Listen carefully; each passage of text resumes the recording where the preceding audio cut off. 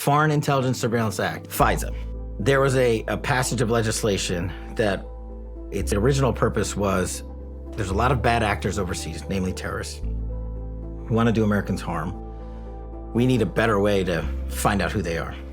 And electronic surveillance, ELSUR as we call it, is a great way of doing it, through people's phones. But the American government didn't have an ability to just go and like plug in here and get all that. So we created a law that allows us to go to a special court to say, if you, the target of the FISA, is one of two things: an agent of a foreign power or acting at the behest of an agent of a foreign power, you can be targeted under FISA.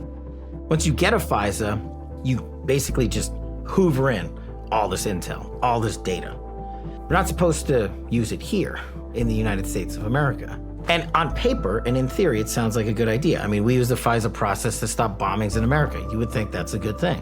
The problem is the people given the FISA authorities in the deep state at the leadership levels, they're the ones that abused it. Chris Wray was caught last year illegally using 702 collection methods against Americans 274,000 times. 274,000 times. It's not my number. It's in the report that they wrote. The FISA court wrote it. Did they use that to surveil you? I don't know that they used a FISA against me, but they used all the other grand jury and federal investigatory subpoenas to surveil me. I got you something. Oh. You heard of that? Yeah, man. That's awesome. The Unplugged phone? Yeah. So there's no advertising ID from Facebook, Google, I love any it. of those other places. Thanks, man. You're welcome. This is great. Hopefully that'll help you with the... Oh, I'm going to start using it right away.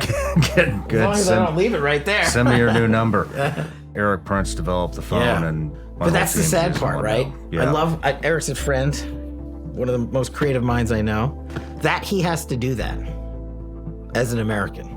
Yeah. That I have to write a book called Government Gangsters, that Steve Bannon has to make into a movie just to explain to America that the mob in government is worse than the mob that Whitey Bulger ran. That we have to explain there's a deep state.